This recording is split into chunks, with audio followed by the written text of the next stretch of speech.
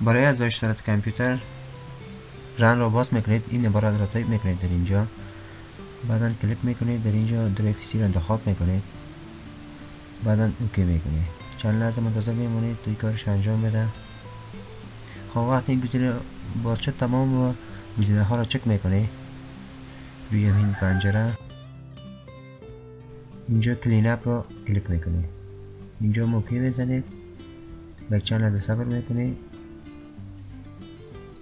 تا این پنجره هم کارش انجام بده.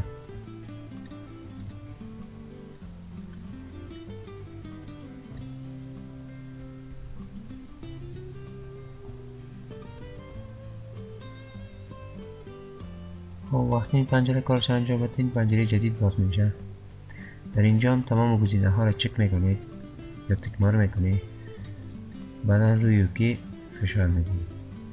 اینجا دلیت فایل کلیک میکنید، چند لحظه میکنید تا کارش انجام بده. بعد دیگه سرعت کامپیوترتان افزایش پیدا میکنید.